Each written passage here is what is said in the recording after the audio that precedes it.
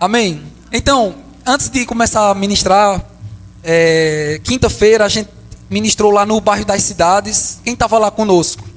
Levanta a mão bem alto. Foi tremendo. Aprendemos sobre fé, né? E foi muito bom. Tinha muitas crianças e eu estava falando e eu estou já falando com vocês como se fosse criança, porque lá tinha muita criança, né? Repetindo, porque Deus amou o mundo de tal maneira, aí fica, né? Então eu vou ter esse cuidado essa noite.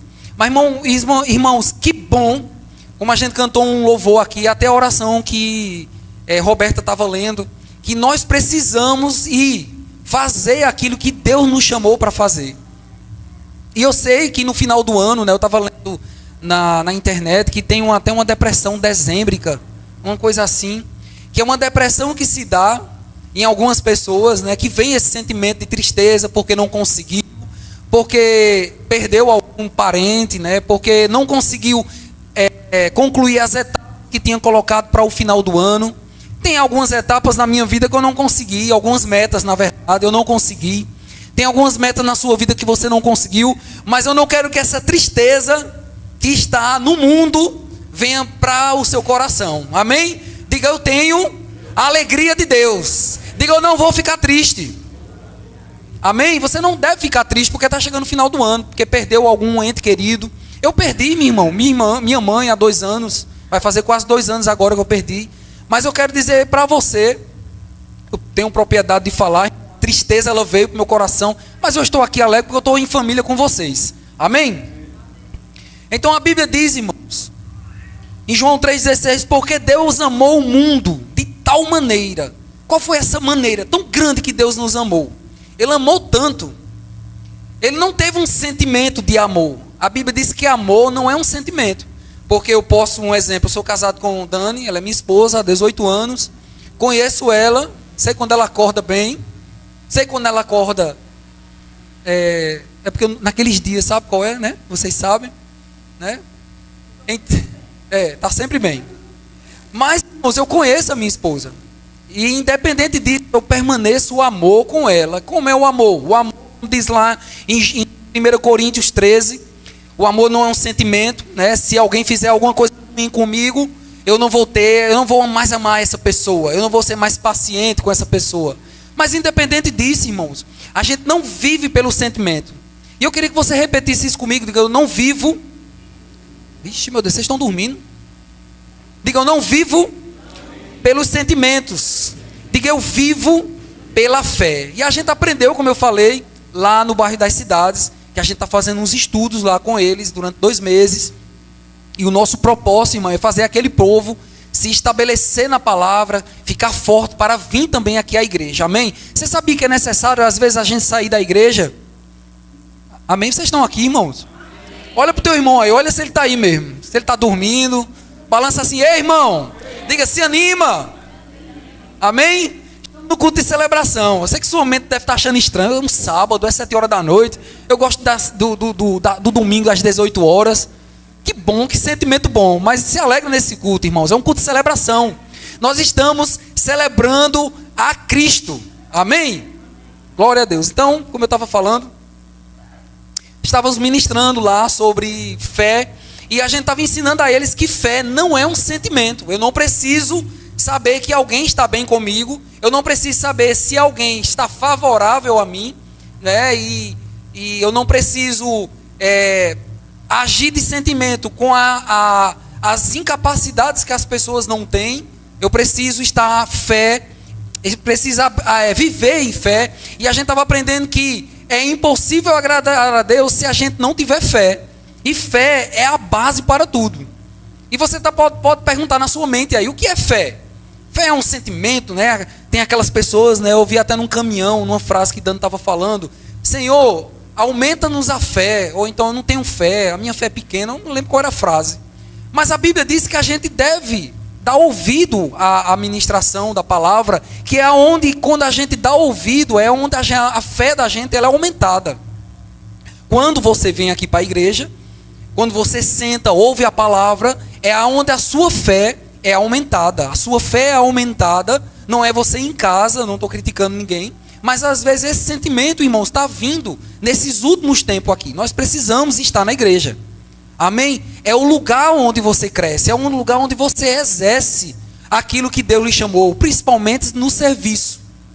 Amém? Diga, Deus me chamou para servir. Diga, servir uns aos outros. Servir na sua casa. Amém? Não tem como você crescer se você não estiver servindo. Você não cresce se você comer bem muito na sua casa, você vai ficar gordo. Amém? Como é que você cresce? Como é que você desenvolve seus músculos naturais? Quando você faz exercício, você corre, você deixa de comer besteira, não é verdade? Dê um glória a Deus. Na mesma coisa, irmão, na vida espiritual, nós precisamos estar nos alimentando da palavra. Não tem como você crescer espiritualmente se você fica assistindo um jornal que só traz coisa ruim, você vai terminar com medo. Eu gosto de assistir jornal, mas eu filtro aquilo que é necessário para uma informação, tá bom? Então, voltando para cá, a Bíblia diz que Deus amou o mundo de tal maneira. Que maneira é essa? Ao ponto de dar o seu filho, o seu único filho, para que todo aquele que nele crê. Tem alguém aqui nesse lugar? Você crê em Jesus? Então, se você crê, você não vai morrer espiritualmente. Amém? Então, eu não tinha coragem, irmãos, de dar o meu filho, por mais que às vezes ele não faz aquilo que 100% do que nós mandamos fazer. É tanto que a Bíblia diz: ensina o teu filho no caminho, não é o caminho.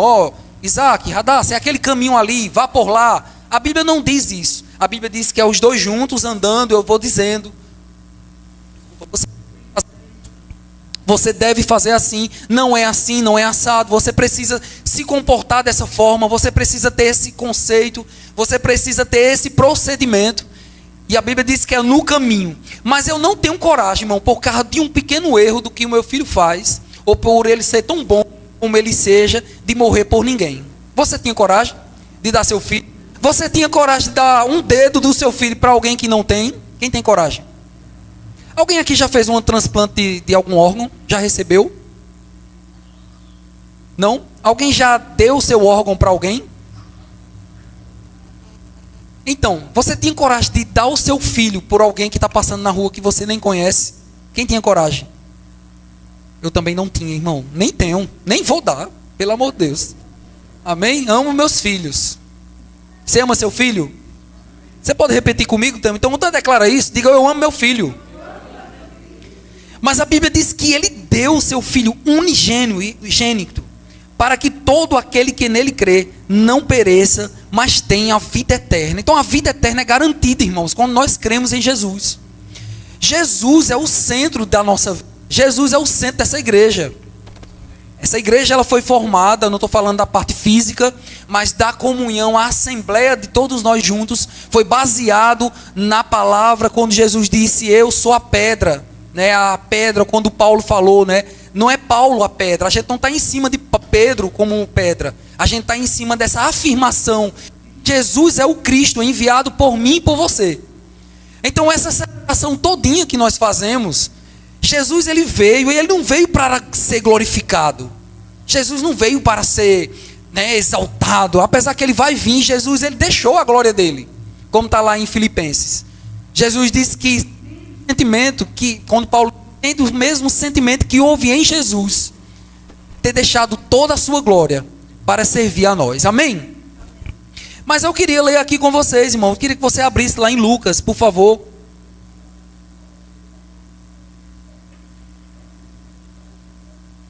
Nós vamos fazer uma breve reflexão, sobre essa questão do Natal.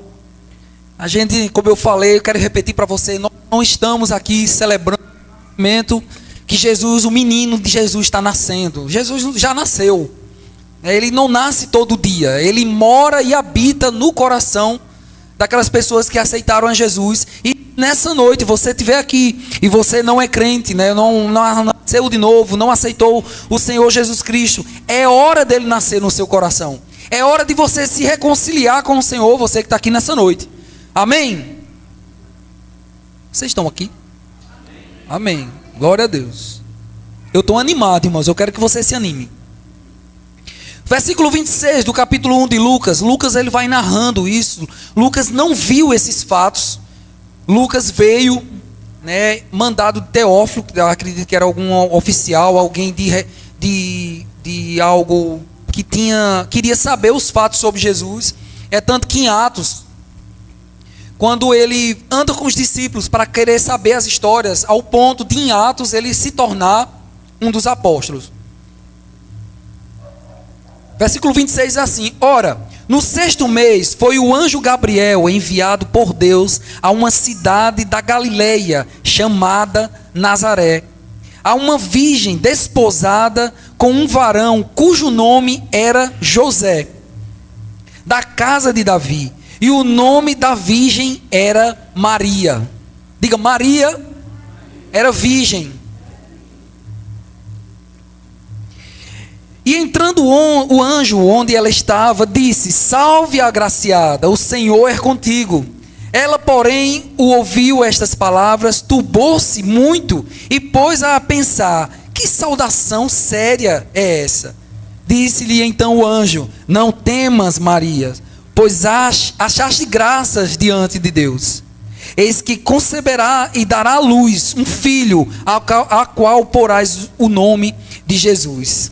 Este será chamado e será o seu nome, Filho do Altíssimo. O Senhor Deus lhe dará o trono de Davi, seu pai. Meu Deus, já pensou? O anjo, você está lá na sua casa, namorando, né, aquele rapaz, aí pensa toda hora nele, né, ele todo engraçadinho, todo arrumadinho, né? Já pensou, eu vou lá, namoro com Dani, dou uns beijos e tal, na bochecha, viu? Uns beijos e tal, aí ir embora, aí Dani está lá lavando os pratos, aí de repente chega o anjo, né? Salve, agraciada, você vai dar à luz um filho, né? Já pensou se isso acontecesse com você? Que glória, isso é uma honra. E olha que Maria, ela foi escolhida aqui pelo seu bom procedimento, apesar de ser virgem nesse momento aqui. Os estudiosos dizem que ela tinha por volta entre 12 a 16 anos, precisamente 14 anos, que era quando uma virgem lá naquela etnia, na terra lá de Israel, as meninas eram separadas cerca de 14 anos, né?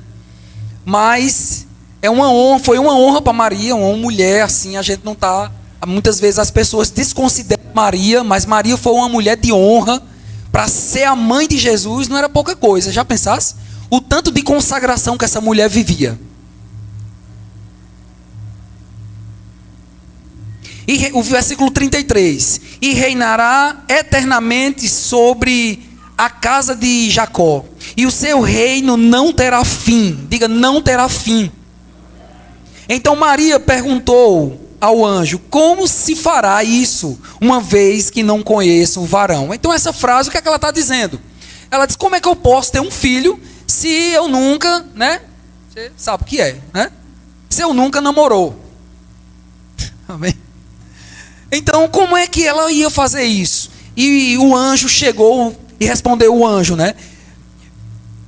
Virá sobre ti o Espírito Santo, o poder do Altíssimo te cobrirá com a sua sombra. Por isso, o que há de nascer será chamado Santo Filho de Deus. E eis que também Isabel, tua parente, concebeu um filho em sua velhice, e é este o 6º mês para aquele que era chamada estéril. Então, Isabel, se você quiser ler esses versículos antes, Isabel, ela também deu à luz a João Batista. João Batista foi o precursor do chamado de Jesus. Se você ler outros versículos, irmãos, quero dizer a você que honra receber a notícia de que dentro dela ia nascer o Filho de Deus, chamado Jesus. Ele nasceu com uma missão. A missão de Jesus não era reinar naquela época, estava tendo uma guerra política naquela época, bem qual hoje está acontecendo lá em Israel. Você vê que não é uma guerra onde as pessoas estão vendo quem faz milagres ou não. Você vê que lá em Israel, com a faixa de Gaza, os países ao redor, né, ali os árabes, está uma guerra política, e essa guerra é por causa de terra, por causa de espaço, por causa de poder. Então naquela época Jesus, as pessoas esperavam um homem forte que queria matar, que ia derrubar todo mundo. E Jesus nasceu de uma maneira simples. Jesus não era pobre. Queria que você repetisse isso comigo. Diga: Jesus não era pobre. É tanto que a gente vai ver no capítulo 2, vou dar uma resumida para a gente ganhar tempo. Teve uma contagem, raciocínamento, esqueci a palavra. Um recenseamento. Uma contagem das pessoas que tinham naquela época. Todo mundo teria que ir para a capital para fazer lá o censo. Chegou lá, Maria estava com o busto lá pela boca, como diz o povo, né? Já para dar luz. Então não tinha hospedaria, porque todas as hospedarias, os hotéis, as pousadas, estava todo mundo lotado. Você vai ver na sua Bíblia aí. Mas chegou o tempo de dar luz e acabou-se. Uma mulher, quando ela vai ter menino, não tem mais para onde segurar. Chegou o tempo de Jesus nascer e eles estavam aonde? Lá, sem lugar para nascer. E o único lugar que tinha, quando foram lá procurar, era um lugar onde tinha lá os animais. E Jesus teve que nascer nesse lugar, porque não tinha para onde correr. E a gente fez aqui até uma miniatura, né, dessa manjedoura, né? Jesus não nasceu aqui, viu, pessoal? Tá certo? Isso aqui é uma ilustração de como foi, tá um presépio aqui, depois você é muito bonito. Mas Jesus nasceu dessa forma porque estava tudo ocupado. Então imagina aqui em Campina Grande, queria que você pensasse comigo, vai ter um censo, todo mundo das redondezas vem para Campina Grande e de repente vem alguém grávida e nasce essa pessoa aqui em Campina Grande. Então não tem, vai ter que nascer aonde? Vai ter que nascer ali numa borracharia, por exemplo.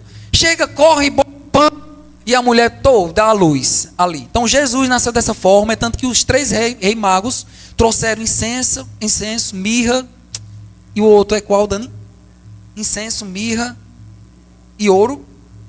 São coisas valiosíssimas. Então Jesus tinha ali, a mãe e o pai de Jesus tinham coisas ali para passar muito tempo na vida deles. Então Jesus não nasceu pobre. Diga, Jesus não era pobrezinho. Ele não era pobre. Amém? Repita comigo, Jesus não era pobre. Então Jesus, ele vem com essa missão poderosa de nascer para morrer por mim e por você. Esse foi o intuito de Jesus. Jesus não veio aqui ser glorificado. Jesus não veio para ser todo ali sentado e venha todo mundo me adorar, venha todo mundo aqui que eu vou fazer isso. Jesus tinha uma missão natural. Por que Jesus tinha uma missão natural? Se você vê lá em Gênesis, quando Deus fez os céus e a terra, fez o homem, fez a mulher, mas antes disso, o diabo, ele tinha caído lá em pecado, né? Ele pecou, ele errou. Na verdade, ele queria ser igual a Deus. Teve que sair 1/3 dos céus com ele. É por isso que existem os demônios. No versículo 1, a Bíblia diz assim, em Gênesis, capítulo 1. No princípio, criou Deus os céus e a terra. O versículo 2 diz assim, a terra era sem forma e vazia. E a Bíblia diz que tudo que Deus fez é bom, tudo que Deus fez é perfeito. Então esse meio termo do segundo versículo, subentende-se que Deus fez os céus e a terra. E o diabo, como Jesus disse que ele caiu, a Bíblia diz que Jesus viu o diabo caindo feito um raio. Né? E esse termo aí foi quando houve muita colisão na terra, uma destruição. É tanto que tem umas comprovações de que a terra houve algumas coisas, umas catástrofes, entre outras coisas. Mas quando a Bíblia diz que Deus fez a árvore da vida, quando fez Adão e Eva para ele comer a árvore do bem, e tinha a árvore do bem e do mal, que Deus disse, não coma da árvore do bem e do mal, que quando comer, certamente morrerás. Então Deus não estava colocando uma coisa ruim, uma coisa boa que era a árvore da vida, uma coisa ruim para que os homens caíssem. Deus não faz uma pegadinha com ninguém. Deus não fez uma casca de banana. Mas o caráter de Deus é não esconder nada. Deus não poderia esconder isso dos homens. Tinha aquela parte do conhecimento do bem e do mal, porque houve um pecado com o diabo. Vocês estão entendendo? Então, quando o homem pecou, o homem se separou de Deus. Então, a morte espiritual aconteceu. Então, a Bíblia diz, Deus fala algumas coisas que vão acontecer. Mas eu quero que você abra lá em Gênesis. Abre lá comigo, por favor. Para que isso fique comprovado. Gênesis capítulo 3, versículo 15. Você está abrindo? Olha de lado aí para ver se teu irmão está abrindo a Bíblia. Está abrindo?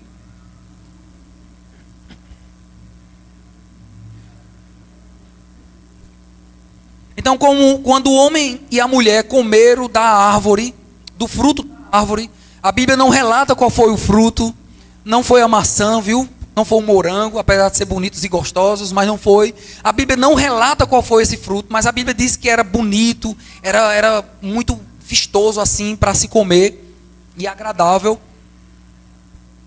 E a Bíblia diz assim, o versículo 15: porém inimizade entre ti e a mulher, entre a tua descendência, que somos nós, diga só a descendência, e o seu descendente, e a sua descendência, esta te ferirá a cabeça, e tu lhe ferirás o calcanhar. E o versículo 16: e a mulher disse: multiplicarei grandiosamente a dor da tua conceição, tem aqui, em dar à luz a filhos, e o teu desejo será para o teu marido, e ele te dominará. Digo glória a Deus, os homens. Amém?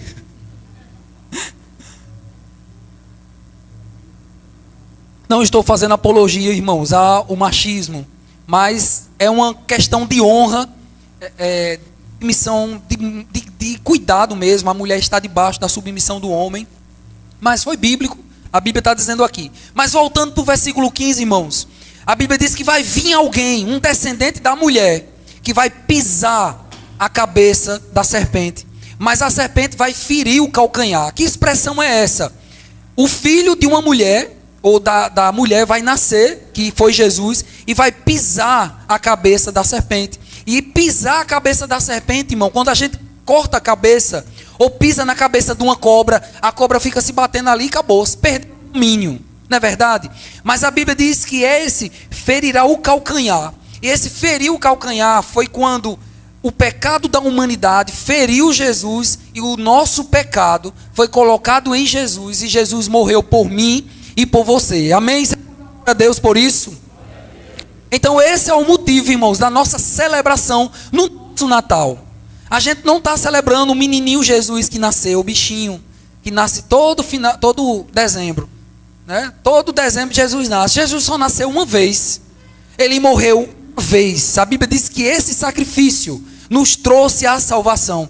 Mas o que é que nós celebramos nessa noite? Você pode dizer comigo assim, você pode perguntar, né? Nós celebramos a morte de Jesus. Que coisa estranha, né? Não é estranho um culto de celebração? Porque se Jesus não morresse, irmãos, se a semente não morresse, não produziria os frutos. Então você é fruto de Deus, no sentido de que Jesus nasceu, viveu, ele nos ensinou e deixou ensinamentos poderosos, mas a Bíblia diz que ele precisou morrer para que hoje a gente tivesse a vida eterna. Amém? Aleluia. Abre lá em Romanos, irmãos. Eu gosto desse versículo também. Romanos capítulo 10. Romanos capítulo 10, versículo 8. Nós vamos encerrar com esse versículo.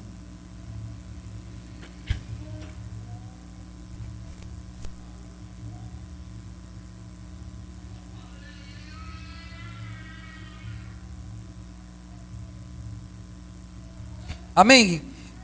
Romanos capítulo 10, versículo 8. E você vai achar algo bem interessante.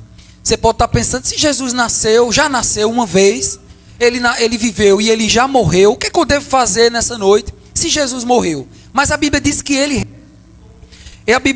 ressuscitou, e ele ressuscitou por mim e por você. O versículo 8 do capítulo 10 diz assim: mas o que se diz, a palavra está perto de ti, na tua boca e no teu coração.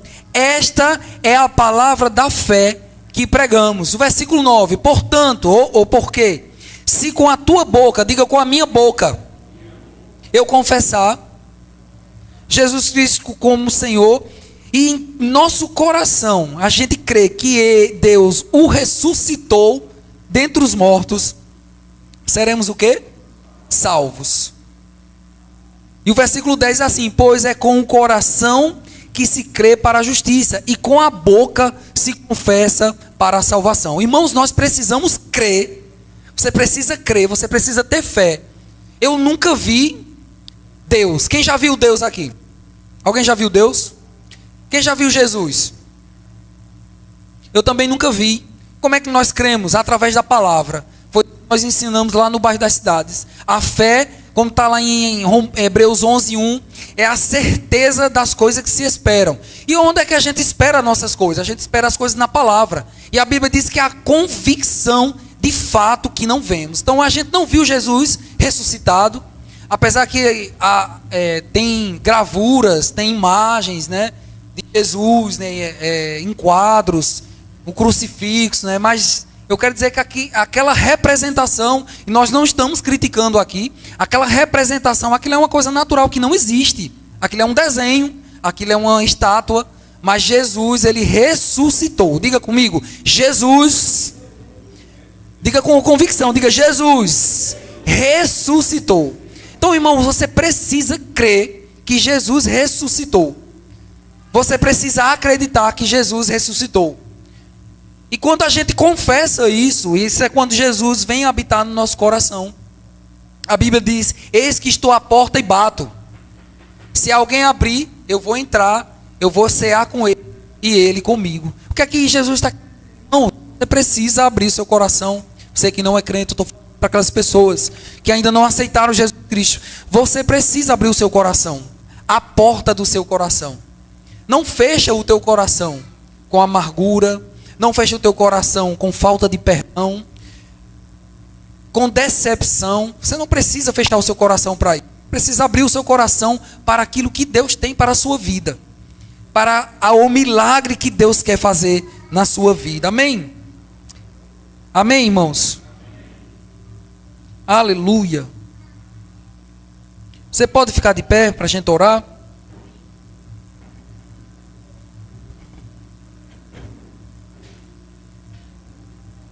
Eu quero deixar essa afirmação para você.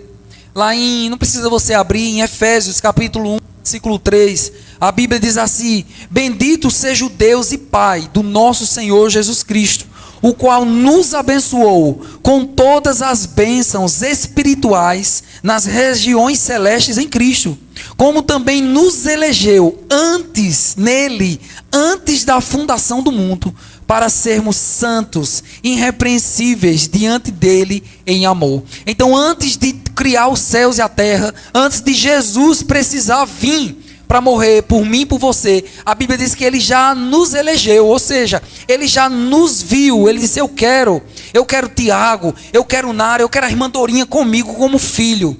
Então Jesus já fez isso. A Bíblia diz que aqui que Deus nos predestinou, não está querendo dizer que ele escolhe alguns. Eu escolhi só a irmã Dorinha para ser salva, eu rejeito os outros. Jesus não fez isso. Jesus não tem acepção de pessoa, mas a Bíblia diz que ele já nos predestinou, ou seja, ele estabeleceu o plano da salvação para cada um. Amém? Eu queria chamar Isaac para tocar enquanto nós vamos orar.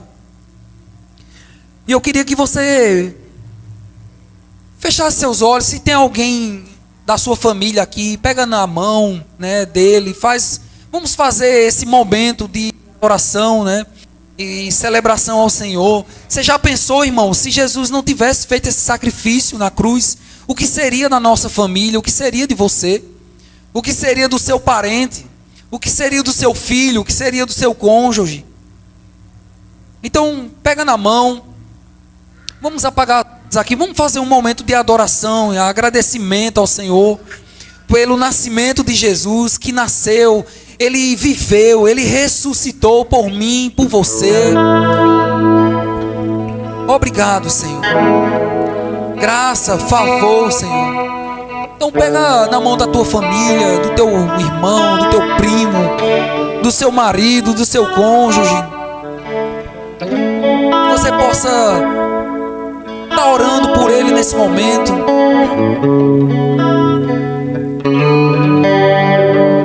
Quero que você faça isso mesmo. Não fica alheio a esse momento, irmãos. Um momento de agradecimento ao Senhor é muito bom. Pai, muito obrigado, Senhor. Nós te damos graça, Pai, por esse momento, Pai, de comunhão que nós temos, Pai. Nós celebramos, Pai, nesse culto especial de Natal, Senhor, onde nós reconhecemos, Pai, o valor, Pai, que você, Senhor, deu à ação de Jesus ter vindo para cá, Senhor, na terra. Ele se fez homem, Pai, e a tua palavra diz, Senhor, que foi o mais alto nível, Pai, de humilhação, deixar a glória, Pai, para viver como homem aqui na terra, Senhor. Nós queremos dar graça, Senhor, por isso, Pai. Nós queremos dar a nossa vida, a nossa família, Pai, consagrar, Pai, ao teu serviço, Pai, a tua obra, Senhor, a nossa família, nossos filhos, Pai, nossos cônjuges, para te servir, Senhor. Nós somos gratos, Pai, porque você, Pai, nos fez como luzeiros, Pai, nesse mundo, Pai. Somos luz e sal dessa terra. Muito obrigado, Senhor, por tão grande salvação na nossa vida. Nós somos gratos, Pai, por libertação, Pai, que você tem nos dado, Pai. Nós comemoramos, na verdade, nós celebramos, Pai, o nascimento de alguém, Pai, que morreu. Mas mais, Pai, do que o nascimento, nós celebramos a morte, Pai, de Jesus Cristo. Porque senão Ele não morresse, Pai, pelos nossos pecados, Pai, nós não estaríamos aqui, Senhor, salvos, Pai, com um futuro certo na tua presença, Pai, permanentemente, Senhor, eternamente, Senhor. Nós vamos gozar, Pai, de uma vida eterna, Pai, de paz, de alegria, Senhor. Nós somos gratos, Pai, por essa salvação, Pai. Nós celebramos, Pai. Nós somos gratos, Pai, por isso. E nós somos gratos, Pai, por todas as famílias dessa igreja, Pai, por todos os membros, Pai, por graça, por favor, Senhor, o Teu Espírito, Pai, vindo habitar na família de cada um, no coração de cada um, Pai, tirando toda amargura, Pai, tirando toda tristeza, toda decepção, Pai, toda timidez, Pai, toda desconfiança, Pai, da Tua palavra, Pai, que essas pessoas se desconfiem da sua desconfiança, Pai, e nunca da palavra, Senhor. Nós cremos, Pai, finalizando, Pai, esse 2023, Pai, cheio de graça, Pai, com unidade e amor, Senhor, onde você colocou isso no nosso coração, Pai, com uma forma de crescimento, de avanço, Senhor, em nome de Jesus, Pai. Nós consagramos todas as famílias, Pai, desta igreja, Pai, todas as pessoas que estão online, Pai, também, Pai, nós consagramos, Pai, nós declaramos, Pai, a Tua bênção, a Tua unção, Senhor, como a Tua palavra diz que você nos predestinou, Pai. Você já pensou em nós antes da fundação da terra, Pai. Você não nos vê, Pai, como um acidente, Pai, mas você planejou antes da fundação, Pai. Você já nos viu antes, Pai. Nós te damos graças, Pai, em nome de Jesus. Nós te damos graça, Pai. Nós te damos graças, Pai, em nome de Jesus.